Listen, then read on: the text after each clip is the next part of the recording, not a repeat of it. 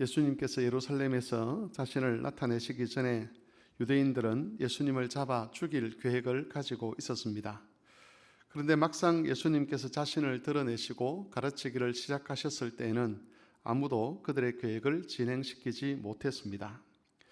사람들 중에는 그것을 이상하게 여기면서 혹시나 당국자들도 예수님을 그리스도로 믿는 것인지 의심을 하기도 했었습니다.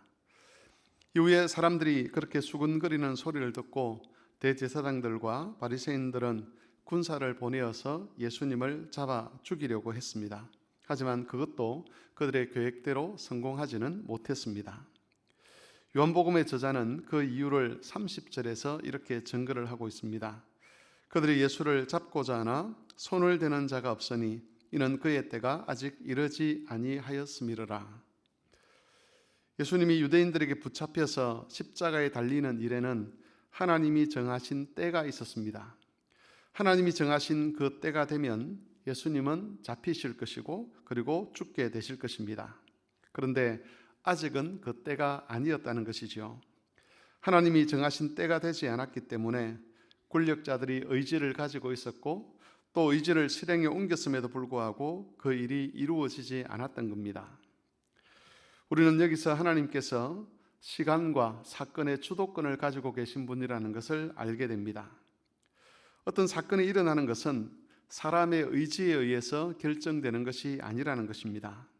사람들이 의지를 가지고 있다 해도 하나님의 때가 아니고 하나님의 뜻이 아니라면 그 의지가 실행되지 못하는 것이고 혹 실행된다 할지라도 하나님의 뜻을 거슬러서 그 일이 성공할 수는 없다는 겁니다. 이런 말씀들은 예기치 않는 일들 때문에 낙심하거나 당황하는 주의 백성들에게는 큰 위로가 되기도 합니다. 우리에게는 당황스러운 일이지만 그러나 하나님께서는 사건을 주도하고 계시기 때문에 그 사건이 우리에게는 처음 있는 일이고 우리가 해결할 수 없는 일이고 그 결과를 우리가 알 수 없지만 하나님 때문에 비록 당장에는 고통이 될 수 있지만 그 일이 선한 결과를 가져올 것을 믿기 때문입니다. 바울 사도가 항상 기뻐하라라는 명령을 우리에게 주셨는데 그렇게 명령할 수 있었던 근거도 바로 이 하나님의 주권 때문입니다. 우리는 이 말씀을 마음에 담아서 무슨 일을 만나든지 당황하지 아니하고 감사하며 소망을 붙들 수 있어야 할 것입니다.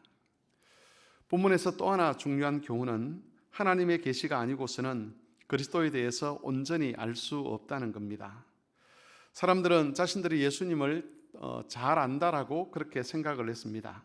그리고 그렇게 자신들이 알고 있는 그 지식에 근거해서 예수는 그리스도가 아니다라는 그런 결론을 내렸습니다. 하지만 그들이 알고 있는 것이 예수님에 관한 전부는 아니었습니다.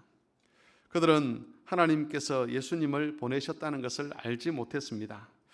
예수님의 기원이 하나님이고 또 예수님이 다시 하나님께로 돌아갈 것이라는 것에 대해서도 알지를 못했습니다. 예수님에게는 사람들에게 알려진 것보다 더 많은 것이 있었는데 그것은 오직 계시로만 알 수 있는 것들이었습니다. 하나님의 계시가 없으면 예수님에 관한 특별한 지식들, 그런 지식들은 비밀이 되는 것이지요. 사람들 앞에서 예수님의 모습이 다 드러났음에도 불구하고 진짜 예수님의 정체에 대해서는 알지 못하게 되는 겁니다. 그렇게 되면 표적을 보고서도 믿을 수가 없게 되는 것입니다. 31절을 보시면 그런 와중에서도 표적을 보고 믿는 사람들이 있었다 하는 것을 알 수가 있습니다. 이 사람들에게는 그리스도가 더 이상 비밀이 아니었습니다.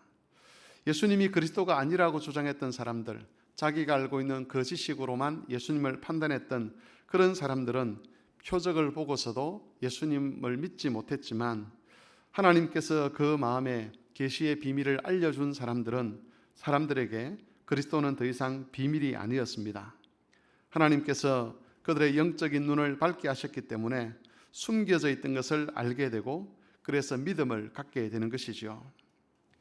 오늘날에도 예수님에 대한 단편적인 지식만 가지고 예수님을 평가하는 사람들이 있습니다.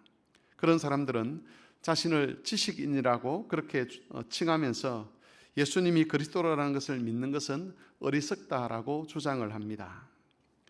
하지만 하나님의 사람들, 특별히 비밀을 깨달은 사람들은 예수님을 그리스도로 믿고 영접합니다. 우리도 그런 사람들 중에 하나입니다. 그리고 이것은 특별한 하나님의 은혜입니다. 그러므로 이 은혜를 받은 사람으로서 우리는 항상 겸손하면서 그리스도를 알아가는 일에 힘써야만 합니다. 우리가 은혜 가운데 그리스도를 알게 되었지만, 그러나 그리스도에 대한 지식은 우리가 알고 있는 그것이 전부가 아님을 우리는 인정해야 할 것입니다. 그리스도를 더 많이 알면 알수록 더욱 더 믿음이 견고해지게 되고 더욱 그리스도를 사랑하게 될 것입니다. 그러므로 은혜 안에서 그리스도에 대한 비밀을 알게 된 사람들은 그리스도를 아는 일에 더 힘써야 되고, 또 아는 만큼 더욱 그리스도를 사랑할 수 있어야 할 것입니다. 이 말씀을 기억하셔서 오늘도 그리스도를 알아가는 일에 힘쓰시고 범사에 감사하며 하나님이 행하실 일들을 기대하는 그런 성도들이 되실 수 있기를 바랍니다.